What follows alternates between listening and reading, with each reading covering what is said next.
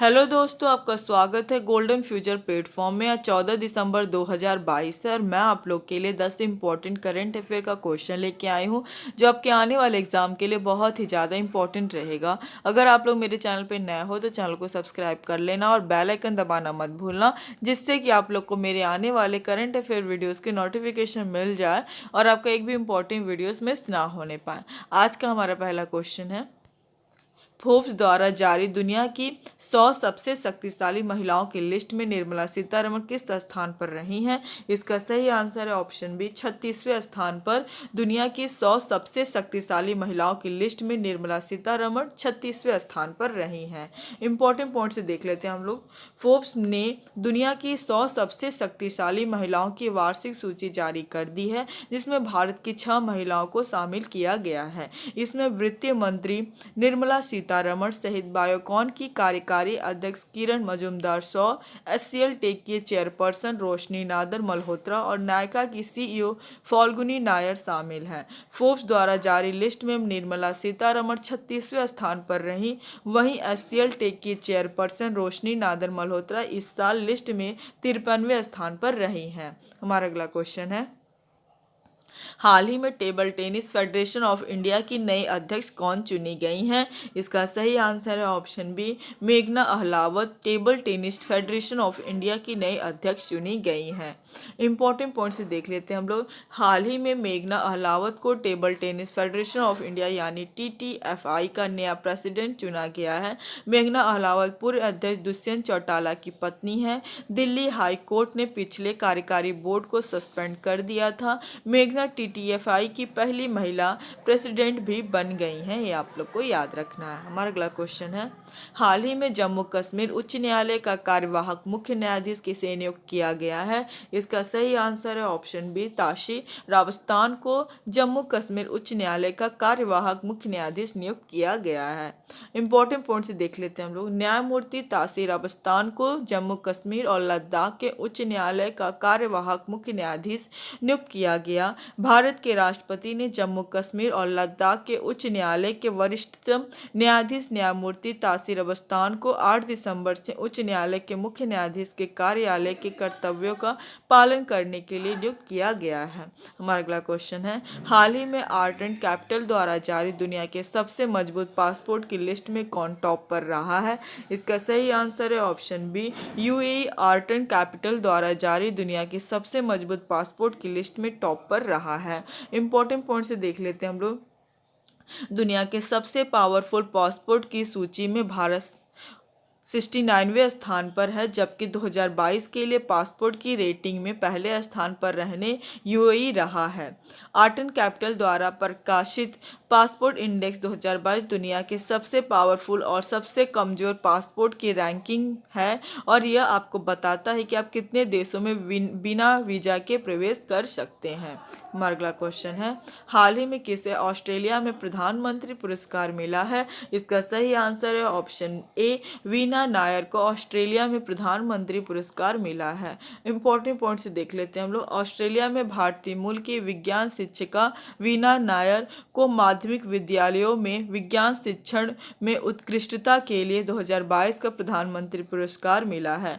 Melbourne स्थित वीना नायर, जो view bank college की प्रौद्योगिकी प्रमुख और स्ट्रीम प्रोजेक्ट लीडर हैं, को छात्रों के लिए स्ट्रीम के व्यवहारिक अनुप्रयोग का प्रदर्शन करने और दुनिया में वास्तविक प्रभाव बनाने के लिए वे अपने कौशल का उपयोग कैसे कर सकते हैं के लिए सम्मानित किया गया है।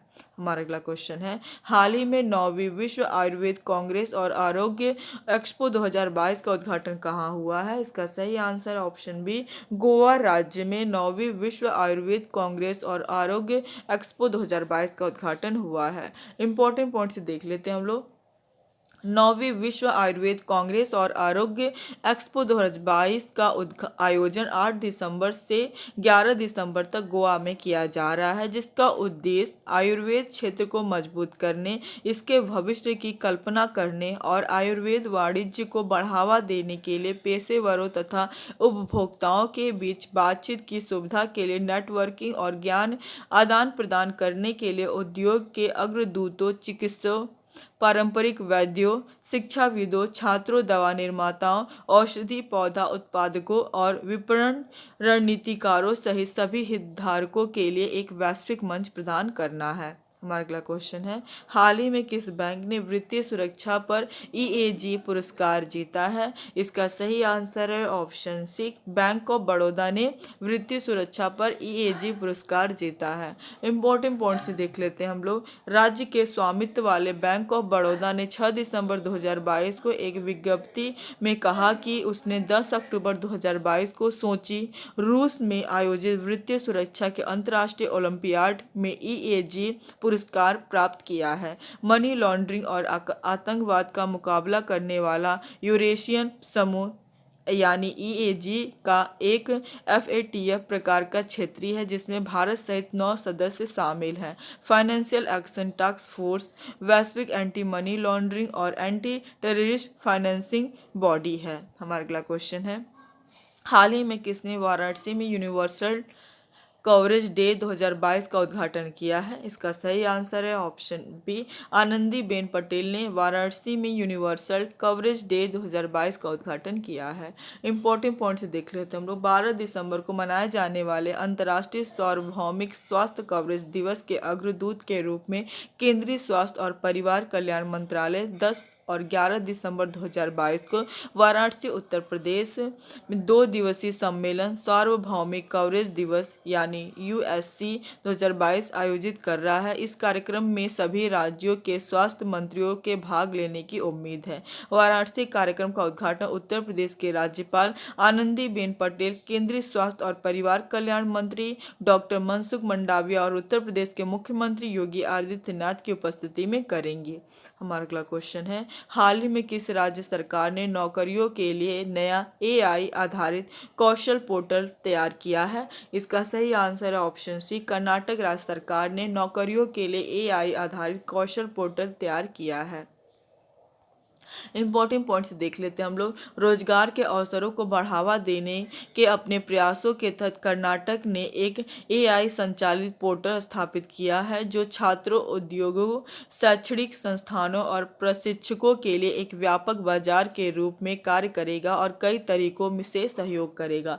कर्नाटक कौशल विकास निगम ने कर्नाटक डिजिटल इकोनॉमी मिशन के सहयोग से Karnataka skill connect portal launch किया जो राज्य में संपूर्ण प्रतिभा पारिस्थितिकी तंत्र को विभिन्न रोजगार संभावनाओं और कौशल के साथ जोड़ने वाला एक एकीकृत वेब प्लेटफॉर्म है। हमारा अगला क्वेश्चन है और आखिरी क्वेश्चन है, हाल ही में प्रकृति को बचाने के लिए कहाँ COP15 शुरू हुआ है? इसका सही आंसर है ऑप्शन ए, कर्नाटक कंट्री में प्रकृति को बचाने के लिए COP15 शुरू हुआ है।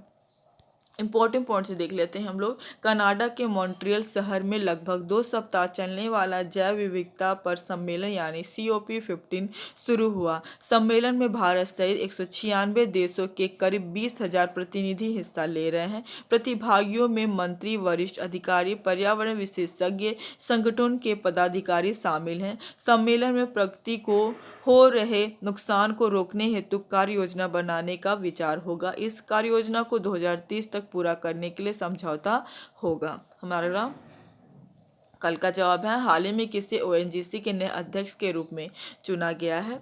इसका सही आंसर है ऑप्शन बी, अरुण कुमार सिंह को ONGC के नए अध्यक्ष के रूप में नियुक्त किया गया है। आज का सवाल है, हाल ही में किस राज्य सरकार ने एशिया के पहले ड्रोन डिलीवरी हब का अनावरण किया है? इसका सही आंसर आप लोग कमेंट बॉक्स में दीजिएगा। आज के लिए बस इतना ही। Thank you for watching.